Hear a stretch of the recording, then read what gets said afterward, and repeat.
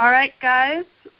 Welcome, Trackstars Universe members and many new visitors who are here for today's Bible study. Thank you so much for joining us, okay?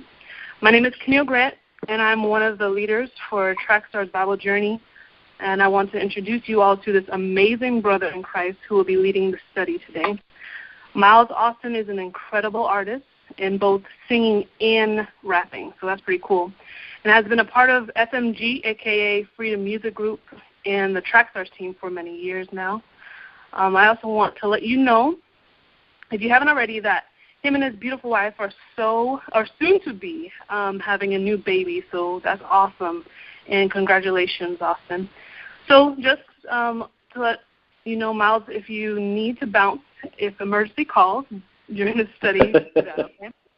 Also, Definitely. for visitors, if you want to hear future studies, you can only if you join the membership. So this is kind of like a freebie.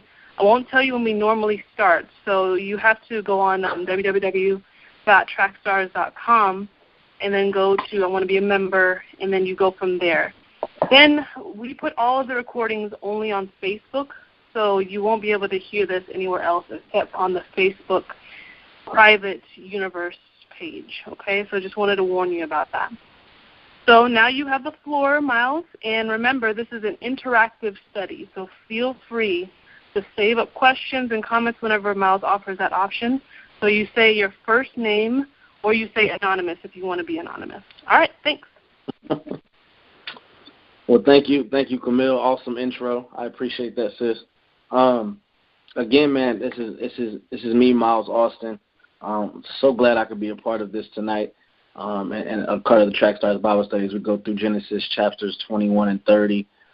Just an extreme blessing to be in a place where we're able to do this. Like Camille said, I've been with the team for 8 or 9 years now. I started as a rapper, went into singing, been leading worship for about a little over 5 years now, and God's really been cultivating that gift. So it's just a real good blessing, man.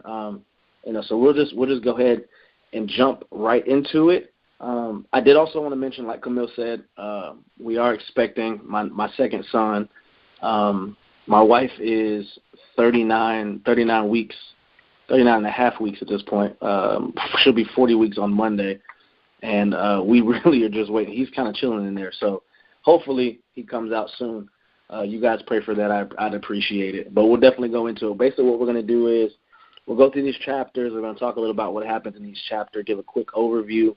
I'll talk about certain passages that kind of meant something that I felt like I could pull something from, and just to get us talking and be interactive. Basically what happened is right now everyone is muted. However, when I ask the questions, I'll unmute. You say your name, and if you want to answer the question, we would love that. That's the interactive Bible study. Let's make it happen. Let's have some fun, some candid conversation.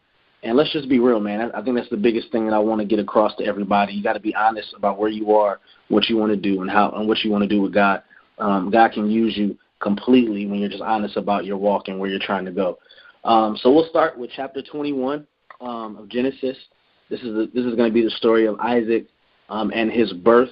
That begins. When you look at Abraham. Obviously, this is Abraham. His father is Abraham, and Sarah ends up having a baby. Now, I'm not entirely sure on her age. I think it was mentioned. I've done some research on it where she was like pushing 90. So I think that's amazing in itself that she was having a child at 90 years old. But it just, again, you can't put a limit on what God can do, right? So you look at, this is also a story of Hagar, which is her servant at the time, was getting pushed out because of her son's action. That's Ishmael. Ishmael was the son of Hagar. And there's going to be a lot of names that I mention. I kind of give a quick overview just so we know. You have the Isaac's birth, which is he's the son of Abraham, and Sarah. So once Hagar is her servant, you're looking at Hagar getting pushed out because of what her son did. What her son Ishmael did was basically just kind of making fun, mocking of Isaac. And in that time, it was kind of like the son was the next one up, the next one to go. So Sarah didn't like that. So she pleaded with Abraham to kind of kick Hagar out. She didn't like what was happening there. So if you jump down to chapter 21, verse 19, this is when Hagar's on this journey as she's leaving where she was with Abraham and Sarah. So it jumps down to chapter 29, verse 19. Then God opened her eyes, and she saw a well of water. So she went and filled the skin with water and gave the boy a drink.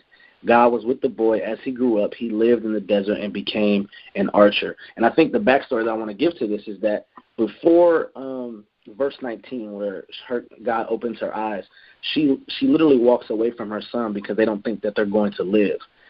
She walks away from her son because she doesn't want to see him pass away. And in that, as she's laying there, God kind of speaks to her, and this is the part where 19 says God opens her eyes and sees a well of water.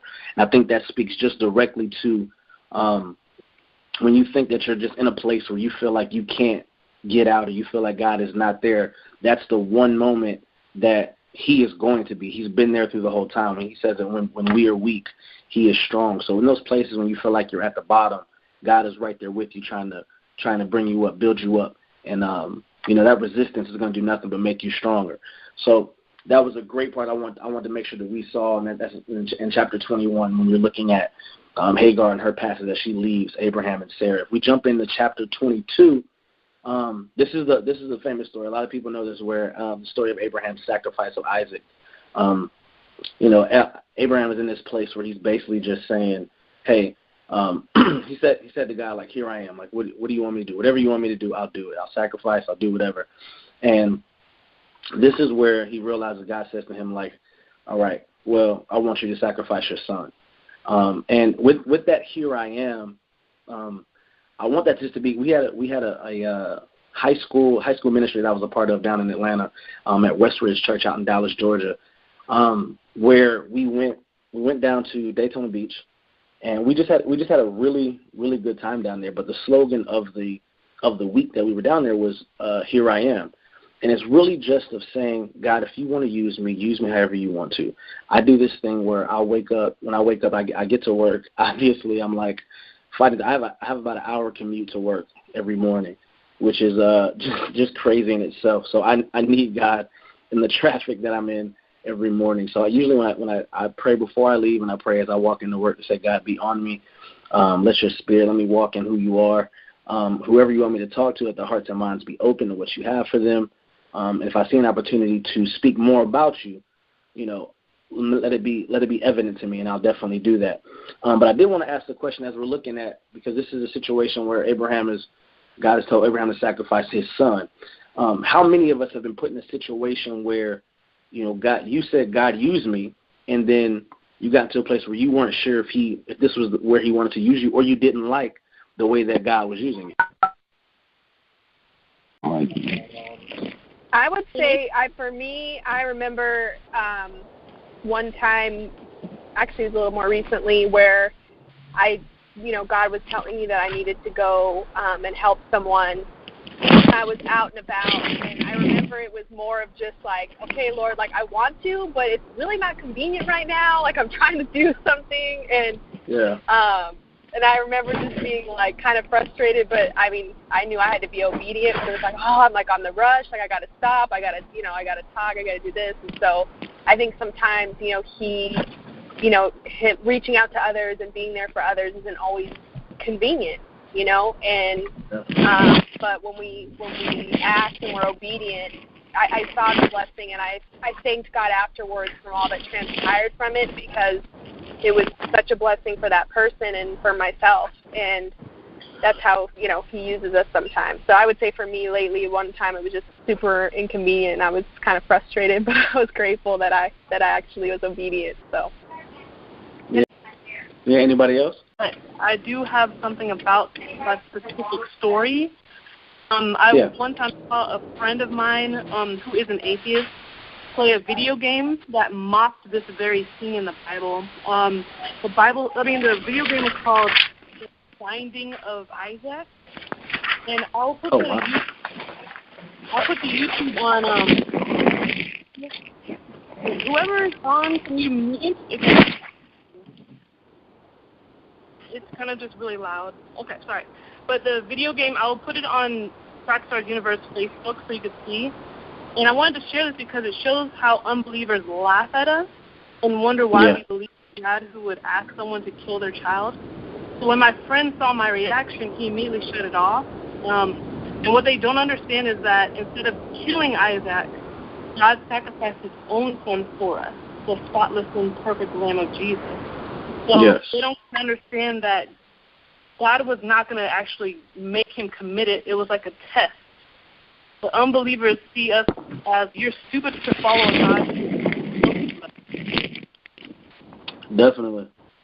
No, I appreciate you. I appreciate you sharing that. I think one of those things where if you don't read the whole story, you'll get a perspective or feel some type of way about how God is orchestrating how this thing is happening. I think one of the biggest things for me was I remember when I was 16 and I asked my youth pastor, I said, why would God put us through tests if he already knows the outcome?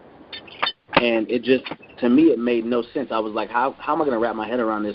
Why would he test us if he already knows what we're going to do or how we're going to respond to it? And my youth pastor looked at me and he said, but you don't. He said the only reason that one of the reasons that God will put you through a test is because you don't know how you're going to react or how you're going to respond to that. A lot of believers can trick themselves into believing that they are further in their walk than they really are, and God has to literally test us or put us through certain situations to let us realize that you may not be as patient as you think you are. You may not be as giving as you think you are. You may not be generous and loving to the people as much as you think you are. And I think that's a big thing that we miss and a misconception that sometimes we get if you don't read the whole story. And I'm so glad you guys responded to that. Miles, I got. Can you hear me? Yeah, go ahead. Yeah. What's up? So what I kind of related to is we're basically talking about if God opens a door, are you willing to walk through it? Is that kind of what we're saying? Pretty much. Yeah. Real quick, I had a couple years ago in a Bible study little group I was a part of. This was our specific topic that we were talking about, and that really challenged me. And I remember that night on my way home, it was like 11:30 at night. I stopped at a local convenience store, Wawa. If you don't have it, you're missing out. And there was this guy. There was this guy that you could tell was pretty much drunk, and he was asking everybody for a ride on the bus or bus money or a ride to a bus station or something like that. And it was kind of one of those situations where you normally just walk right by him and don't even think about it. Or you don't want to address it. But recently challenged by the Bible study we just had, I was like, let me talk to this guy. So I talked to him. I ended up, I said, I'll give you a ride to the bus stop. And this guy ended up he just poured out his whole life story and all of his problems that he's dealing with to me in a matter of 2 minutes. And oh, wow. I got to share the gospel with him on that ride. So I feel like that was an example of doing something unconventional that I wouldn't normally do, but it was something God was opening up for me, and I walked through that door to see what it was about, and it was awesome. Yeah, that's awesome, man. I think it's really cool that this is coming up now too, because this is something I've recently been challenged about again, because I've realized that I've kind of had my head down, focused on things in life and not necessarily walking through every door that God opens up that I should. And this is cool. Definitely, man. Thanks for sharing, brother. Yeah, no problem. I think it's really a heart check. When you look at what you're trying to do and how you want to do it, we all want to do our own thing. That's our nature. But the essence of who God is grace and love and mercy, and what he did for us by sending his son to die for us was the ultimate sacrifice. It's like, what could you do? What could you put next to that? Somebody sacrificing their son so you could have the opportunity to be saved. I think it's an awesome thing, man. And we're going to get put in situations that may be uncomfortable, but that's how you grow. That's how you mature. If you always stayed where you were comfortable, you would never grow. And there's no point in going through life if you're at the same spot, 10 to 20 years from now, if you never grew and never took the opportunity to mature when God put it right in front of you. If God, if you ask God for patience, He's not going to just give you patience. He's going to give you situations for you to operate in patience and grow that patience. He's going to give you choices and quote unquote tests if you want to take it that way. But that's what it is, and I'm glad we've gotten so much conversation from that part of what God was trying to do with Abraham and him sacrificing. We got to get. Go ahead. No, I was just gonna say we got to get comfortable with the uncomfortable. Oh, definitely. Well, they're called growing pains, not growing nice. There you go, bro. Yeah. I like it, man. All right, so we're just going to continue here. We're looking at as Abraham is walking up the mountain to sacrifice Isaac. You're looking at, let's see, how many of us walking up, and I think that what's interesting is the conversation that happens between Abraham and Isaac.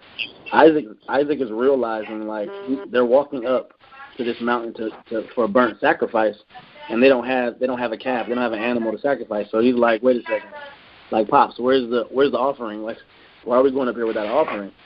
And Abraham responds to him, God will provide the lamb for a burnt offering, my son. And I took a second to dwell on, like, Abraham's response. Like, is Abraham lying to Isaac to protect him from knowing the brutal reality of what he's done or what is about to happen? Or is he a way speaking to God and saying, God, really, you should provide the lamb. I don't want to do this. And I think that's the essence of where most of us are. There are things that we're not going to want to do that God needs us to. There's a part of our circle of influence. I'll take myself, for example. Now I live in Northern Virginia, probably about 30 minutes outside of D.C. I was being obedient when I moved out here.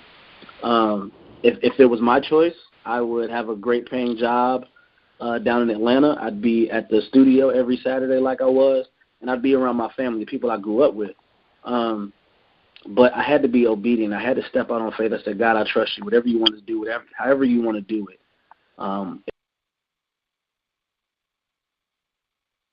If you want me to be in this place where you want to use me, you want me to grow, and you need me to mature to reach different people or be in a different situation, that's exactly what I'm going to do.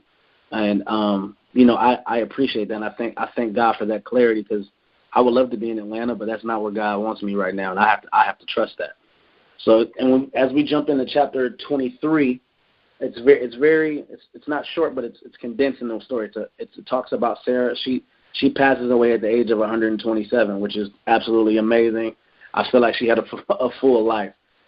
Abraham, and this is the part where Abraham goes back and forth with Ephron, which he's kind of the commander over this area of where where Abraham wants to bury Sarah. They go back and forth. Ephron tends to get more money out of Abraham, and just kind of a back and forth type thing.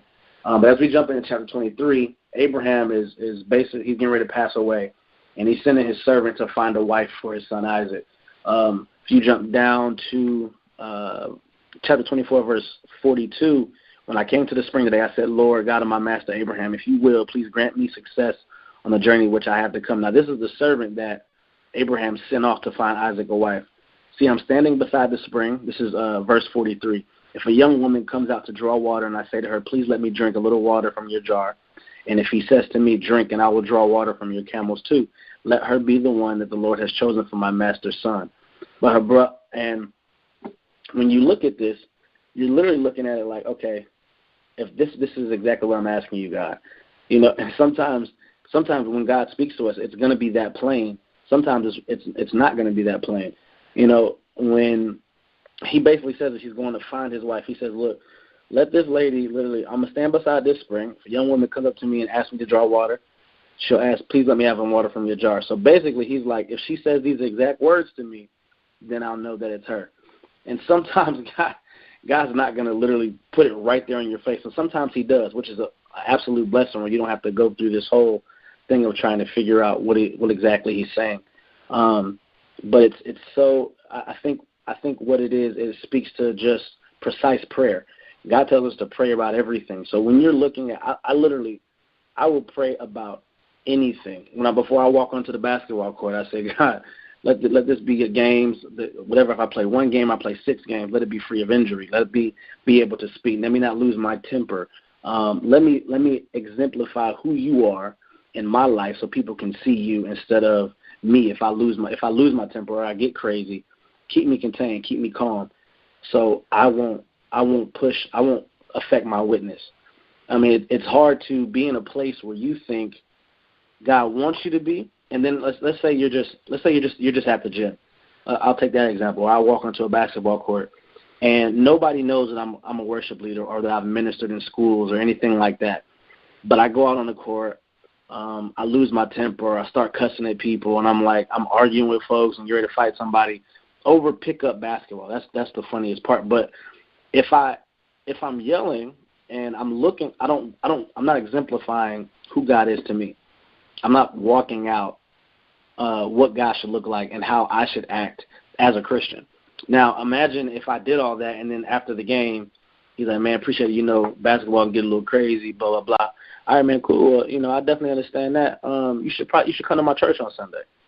And it's like, man, I just watched you cuss those folks out and be, getting ready to fight on the basketball court, but this is you want me to come to church, this is what you're representing. Is this what a Christian looks like?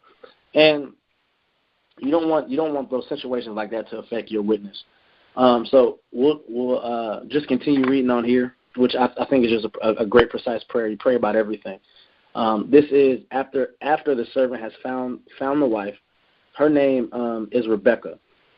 He gets it. He's basically like, okay, I found you.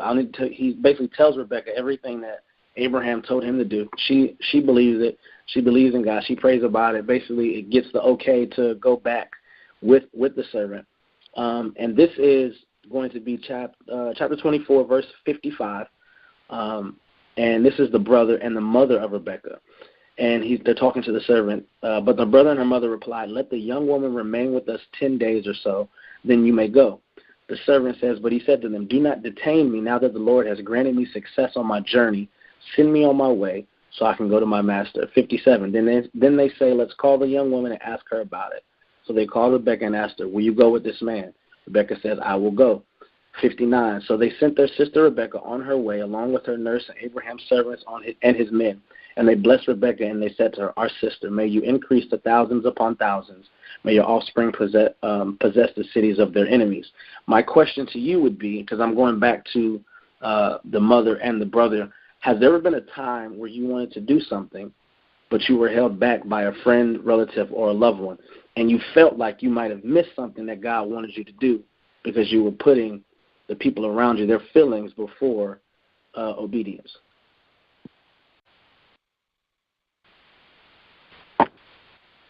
There we go. So whoever wants to answer that question is, have you ever been a time where you wanted to do something, but you were held back by a friend, a relative, or a loved one saying, I don't want you to go, or I want you to stay here, you can't leave, and you felt like you might have possibly missed what God was trying to do in your life? Yes, sir. I'm glad to be a part of this Bible study. I could tell you of a time where I almost missed out, but I kind of still went through with it. Yeah. Well, there was a time where actually right before I was about to get married. Oh, wow. My wife and I, my wife actually had a child before we got married, and there's an age difference between myself and my wife, about, I would probably say 7 to 8 years. Okay. But because of our maturity level and everything else, there was other signs that we knew that it was God's will.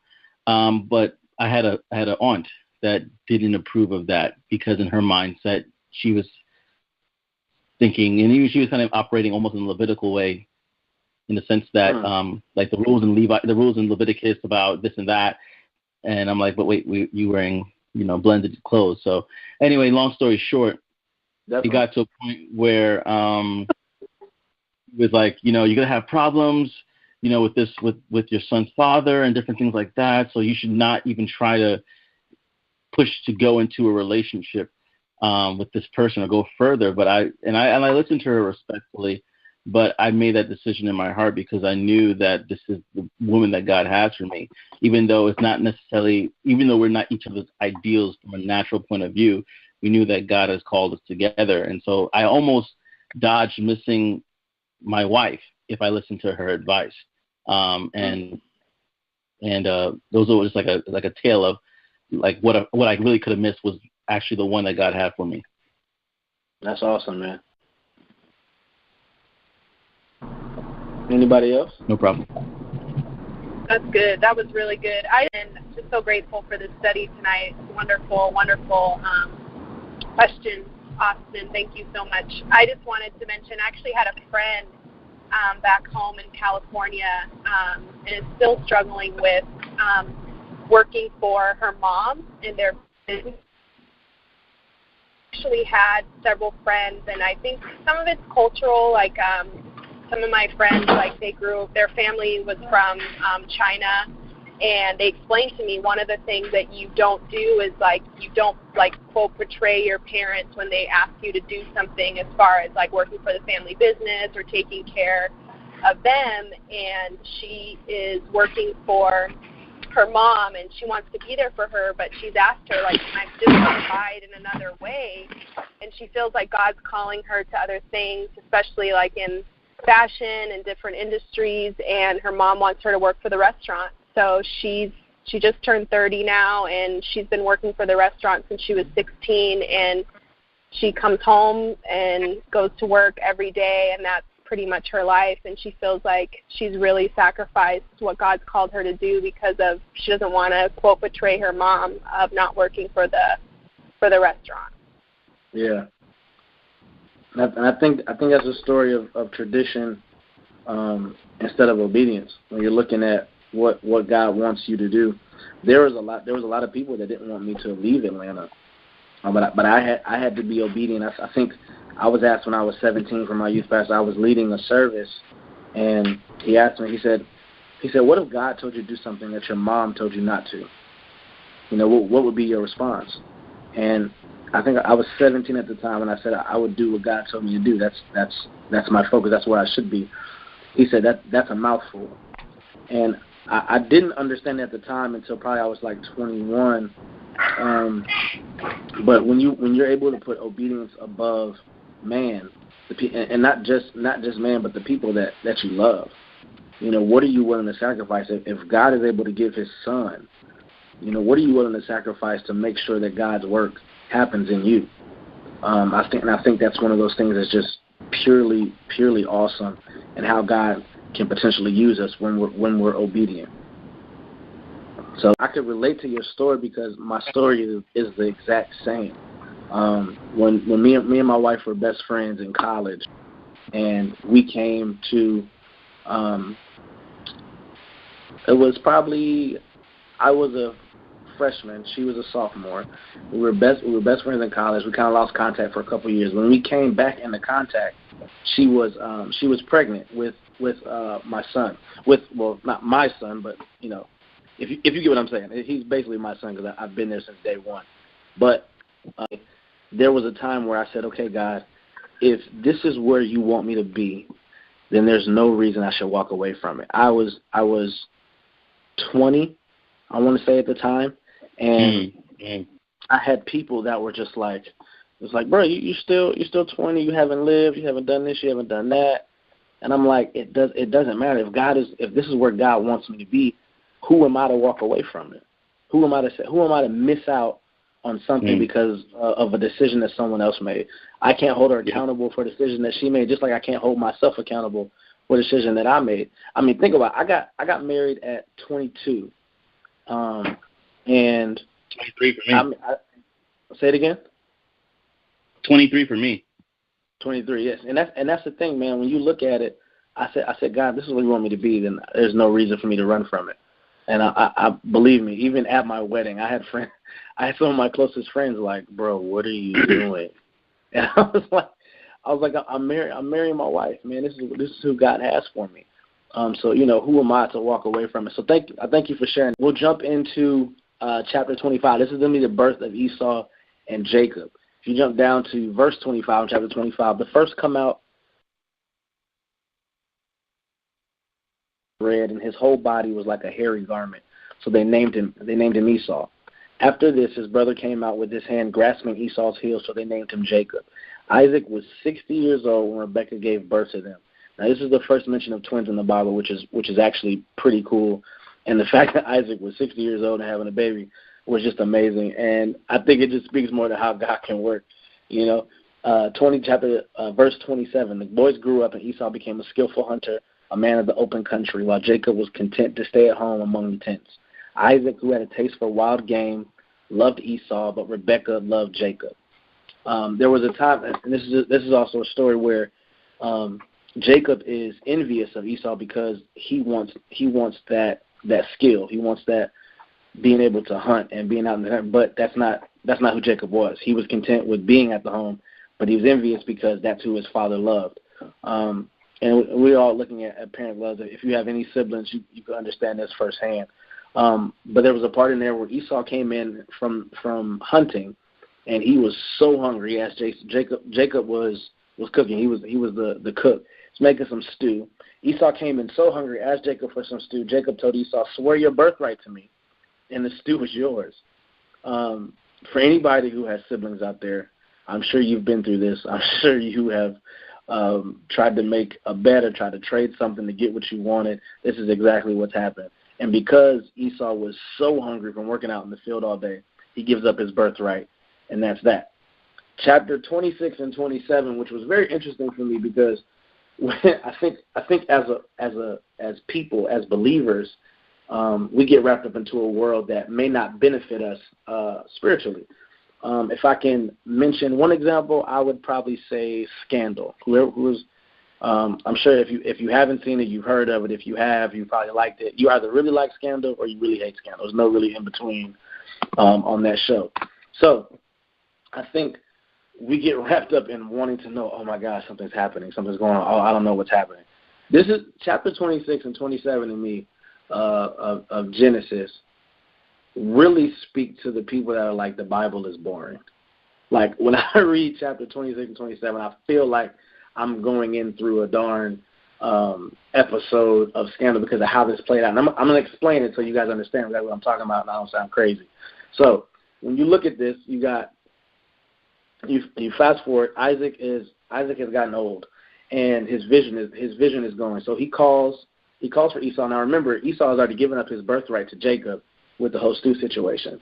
So Isaac is old, his vision is going. He calls for Esau and wants to bless him for Esau's hunts and grills up some meat for him. So Rebekah, remember, Rebekah is a Jacob fan, and Isaac is an Esau fan. So Rebekah overhears the whole conversation, reports all these details back to Jacob, and she's like, urging Jacob, do it yourself so that he might, so you could acquire the blessing. Isaac won't know the difference. He's blind. Like we can make this work if I just dress you up. So Rebekah dresses Jacob up in her brother's clothes, puts on some animal fur on his hands and backs because remember Esau is crazy hairy, and then sends Jacob to get some food. Jacob goes to his old nearsighted dad and commits what we today will probably call identity theft by pretending to be his brother. Isaac eats and downs some wine, and Isaac kisses Jacob, notices that he smells just like Esau. Remember, Jacob is wearing his clothes, and Isaac ends up giving Jacob his blessing.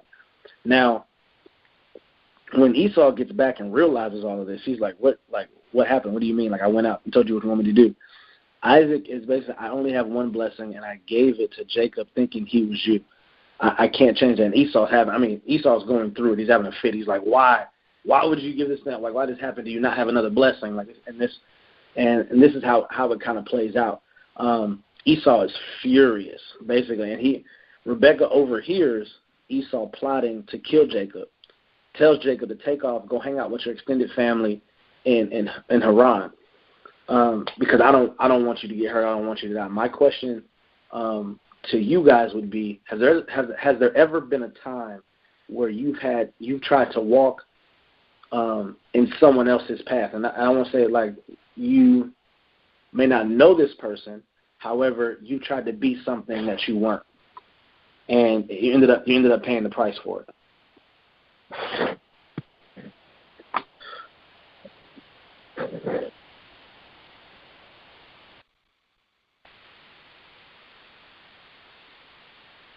So I'm not sure we had everybody muted, so I just want to make sure I get the question again. Where you felt like you were walking someone else's path or being something that you weren't, but you really wanted to be this something, but it just wasn't you, and you ended up paying. And when I say the price, I mean just it didn't work out. It didn't work out for you. Like it wasn't a positive ending, I guess. I know for me, like in high school, I went through like different phases. Like I went to a pretty diverse high school, and we went through like a raver phase where we never went to a rave, but I loved like the big barrel pants, and I used to dance and like try to break with my friends. And yeah, it didn't go over very well. But the hip hop went well, but the whole like white girl in the big barrel pants, and yeah, so that's a really good example of trying to fit in, but it didn't go over very well. Definitely, and I want to make sure that we're just it doesn't even have to be something where in your walk you were trying to be something. It could just be, you thought you liked hip hop because you wanted to be in a certain crowd at your school or at your church, and it just didn't work out. That just wasn't you, so you were pretending to be something. Right. Remember this? I have to say, probably when I was at my old church, my former pastor did, and I'm pretty sure still does, preaches very strong against hip hop in church. And the first church I was at, the church I got saved in, was very open to pretty much everything, And so I got exposed to Christian hip hop and everything, and I was rocking with it. And then I changed churches, and I went to this church, and I kind of brushed it off for a while. I was like, I kind of get where he's coming from, but I was like, I don't agree with it. And so then eventually, I met some other guys in my church who were rappers. Nice. And like they were secular rappers before they got saved, and now that they were Christians, they wanted to do Christian hip hop or whatever. And we had a big to do about it. Not anything aggressive or anything, but it was just like there was a constant like back and forth, like, hey, but we want to do this to glorify the Lord, blah blah blah. And so for a time period, I gave up hip hop completely. Oh, Father in heaven. For like maybe about a year and some change. That's a long time. And like right now, I feel like I paid a price for it because I feel like there's like a whole bunch of stuff I missed, even though it wasn't like I was not listening to it for like 20 years. Yeah. It was like I feel like I missed a whole bunch of stuff, and I did it like I took all my Christian hip hop CDs. I'm talking like Cross Movement, all that stuff. I took it all, threw it in the trash. I took a picture of it and showed it to my pastor. I came to Bible study, and I was like, Pastor, gave it up. Look, this is a picture of all my CDs in the trash. I threw them all out. I gave it up. And he was just grinning at it. He was excited. He was like, great. And like I said, this went on for about like a year or so.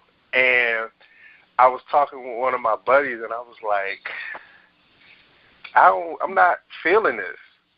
Yeah. I feel like I'm cutting off something that I feel is a part of who I am. Not that it makes me who I am, but it's just a part of me. It's something that that kind of gets me going. And I was like, I feel like I'm cutting God short because I'm really not being who He's made me to be. I feel like I'm just doing this because he's a preacher and I respect him or whatever, and I don't see anything wrong if I disagree with him about something. And that whole scenario kind of taught me about it's okay to disagree with people, especially in the body of Christ, as long as we're not talking about essential doctrines of the faith. Like, we're not talking about, well, Jesus isn't really Lord or something crazy like that. Like, we can differentiate on how we feel about how we practice what we believe. You may say, I don't think we should do rap. Well, that's fine if you don't think we should do rap, but that doesn't mean you got to throw a baby out with the bathwater necessarily. Like I said, that went on for like about a year and a half, and it was just like I just felt off. And slowly but surely, I saw like I feel like I'm turning into a robot, and that's not what God wants me to be. He doesn't want me to be a robot. And then as I started growing and started meeting people and kind of branching out and meeting people from different churches and all around the area, I felt like my life was like compartmentalized. Like, okay, this is my church people, and yeah, these people over here are Christians, but I can't let these Christians be these Christians because they believe two different things about X, Y, and Z.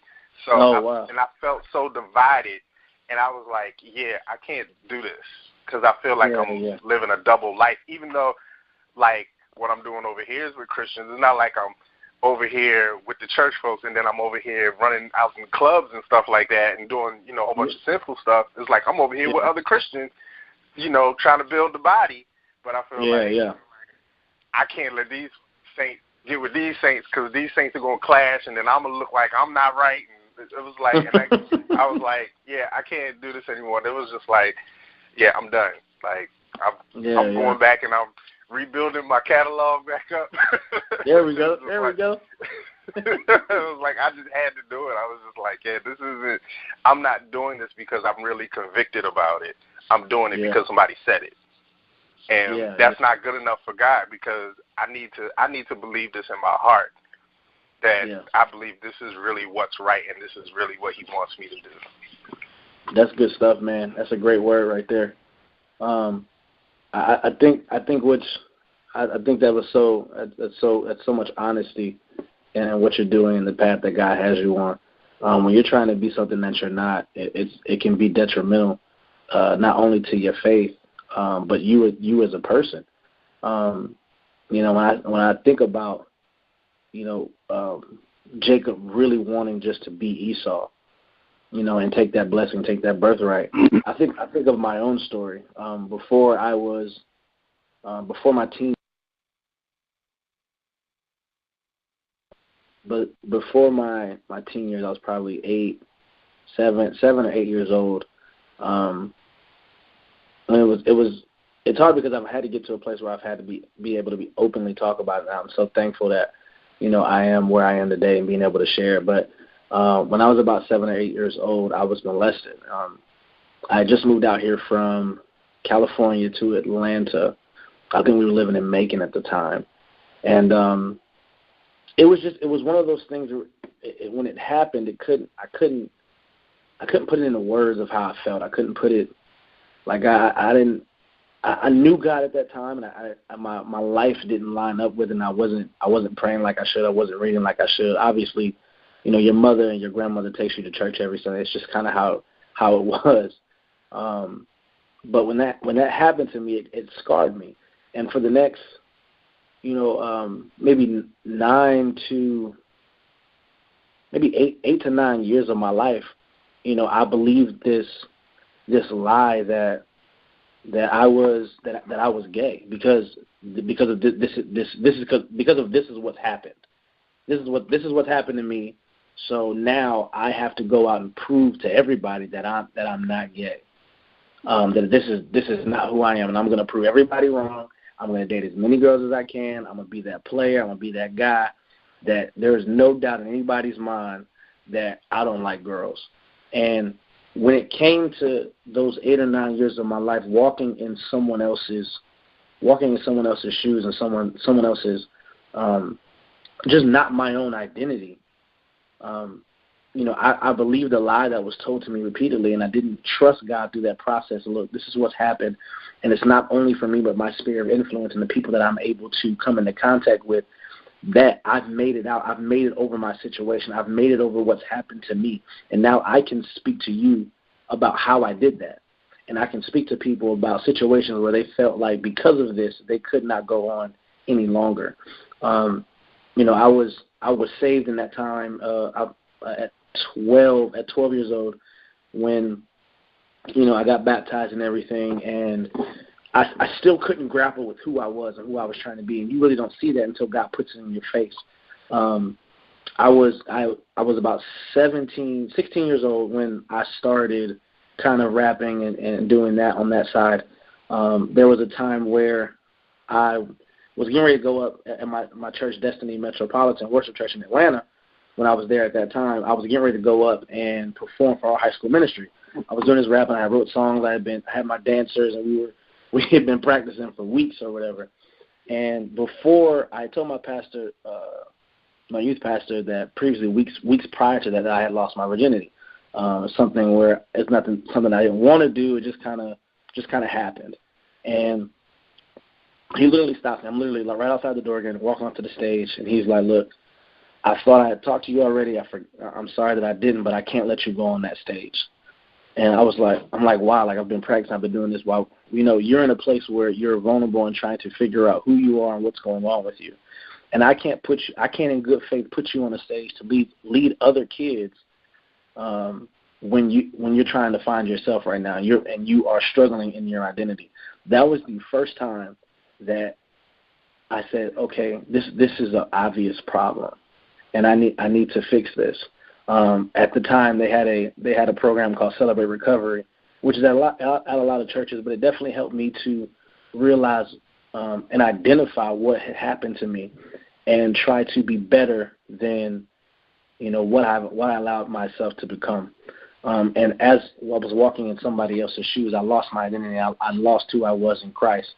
And at that time, when that happened, I said, okay, God, we got to figure this out. I need to get on and be the best person I can be for you, because I can't tarnish my witness and what you potentially want to do through me. So it was really one of those things I just had to keep pushing, man. And I think that was a story of with Jacob wanting to be in Esau's shoes. When you basically walk in identity theft, it's one of those things that can be detrimental to your walk. We'll jump into chapter 28 when Jacob is on his road to Haran, where Rebekah and Isaac have both told him, look, you got to get out of here. Esau is on a warpath, and we need to get you out of here. So Isaac sends him to Haran to find a wife.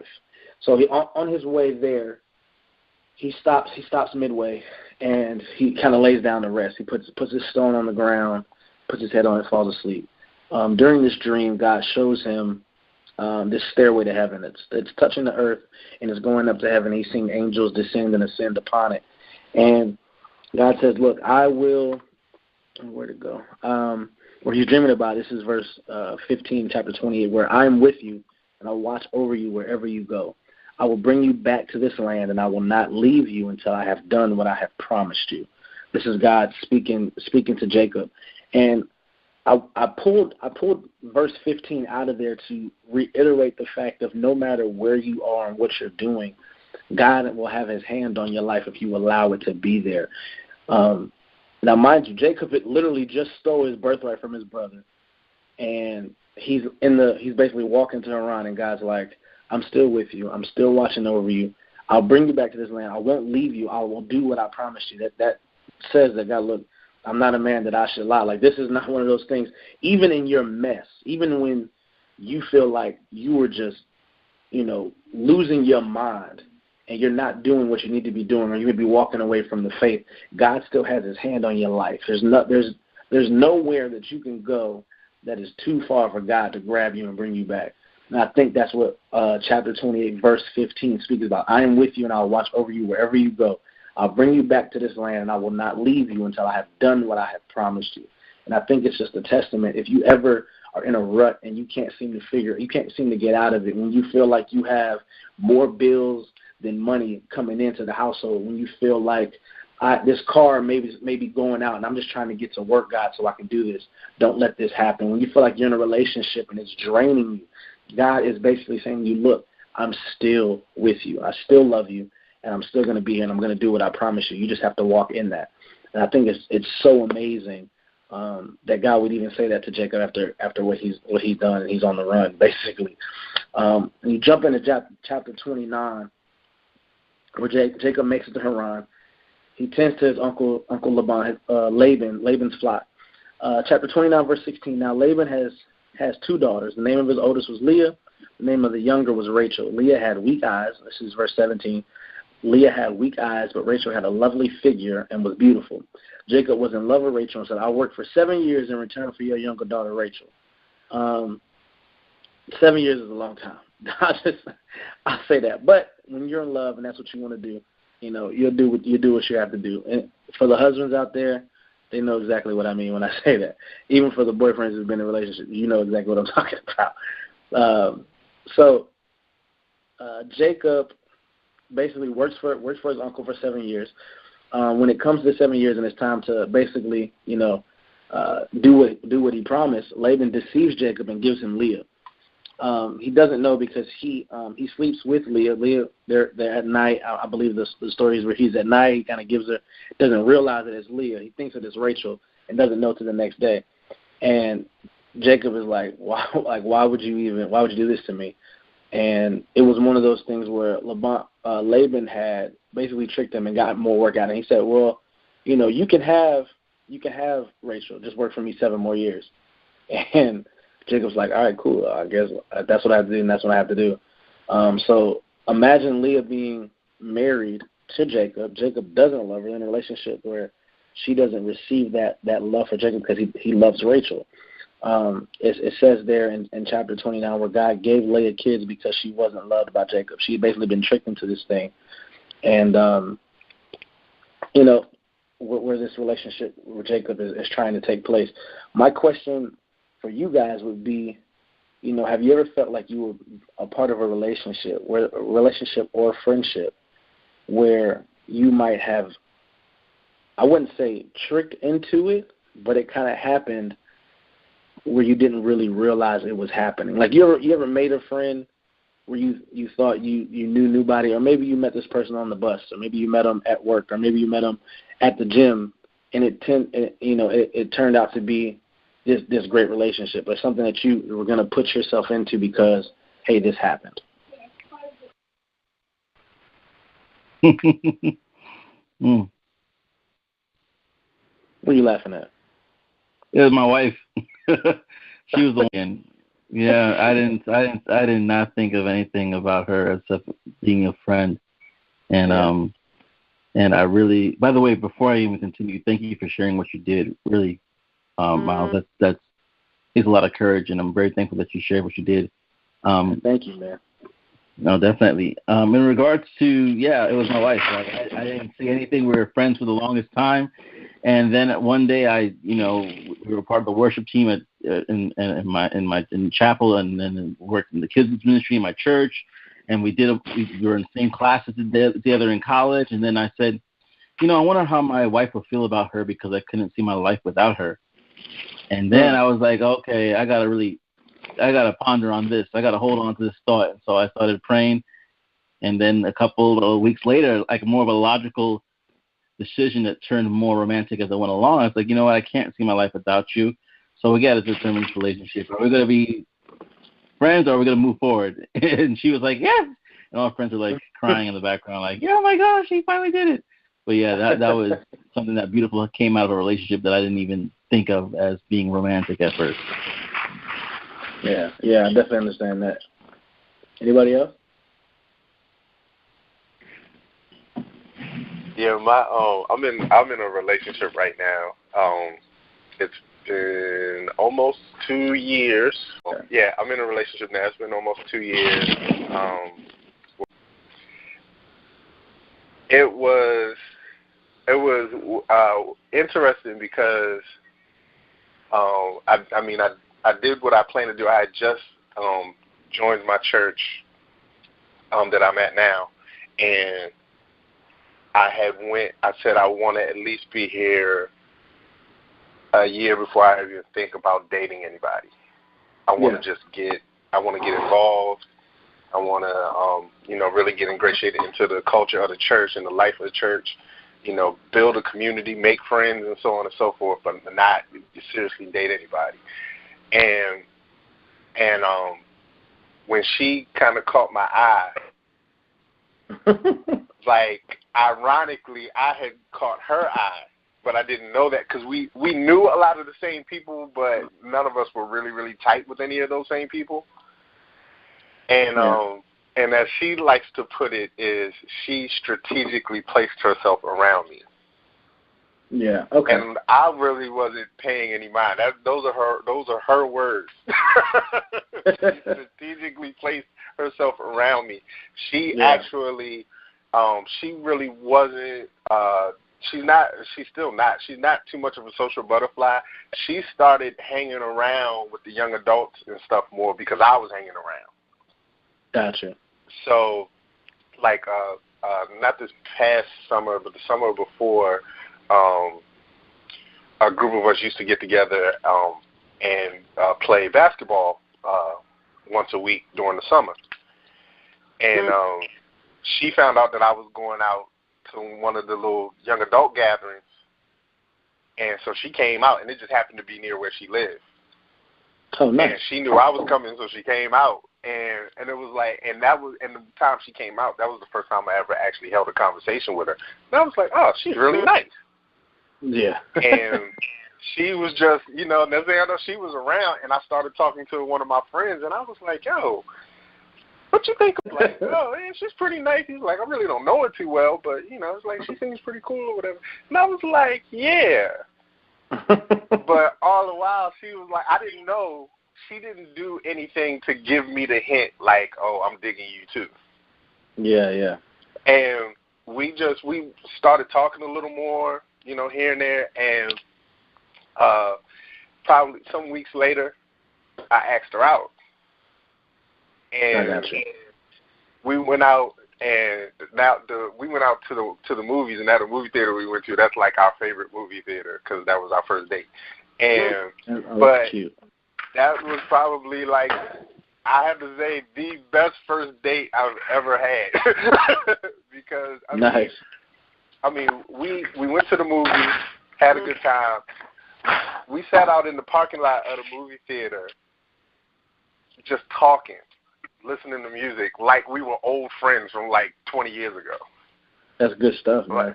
And we were sitting there, and ironically, my best friend, who is now about to be his fiance very soon, he was with her, ironically. So it was just like it was just funny how that whole thing kind of came around. And but it was like, I mean, we just had a really good connection. Like I said, we sat there and just talked all night. I mean, we talked about movies, music. I mean, we talked about everything. And like I said, and it didn't feel like a date. It felt like I'm just hanging out with one of my good friends. Yeah, yeah. And that's a great feeling, man. Yeah, and that right there, and I tried to tell a female friend of mine, I was like, because like at one point she was pushing me, why aren't you dating? Why aren't you dating? Why aren't you dating?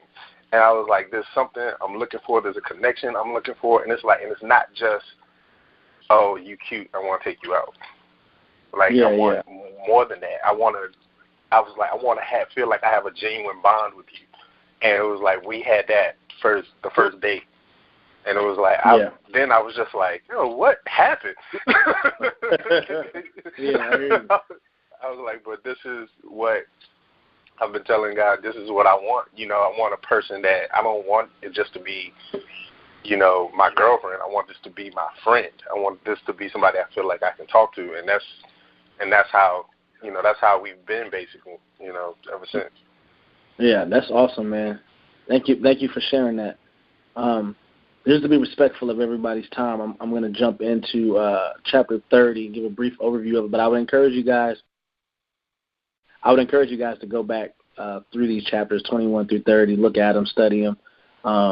You know, I would just encourage you guys to look at this, like look at the conversation that's happened on the phone call tonight, just from, you know, these chapters that we've been reading. But some great conversations. We'll jump into chapter 30, where remember he's married. Jacob is married Leah by mistake. He's been tricked into this, and Rachel is the one that he's in love with. So back in these days, two wives was this crazy thing. This is exactly what's happened. And the goal of Jacob is like, I just want to have a child with Rachel. Now Leah's had the thing with Rachel wasn't able to have children.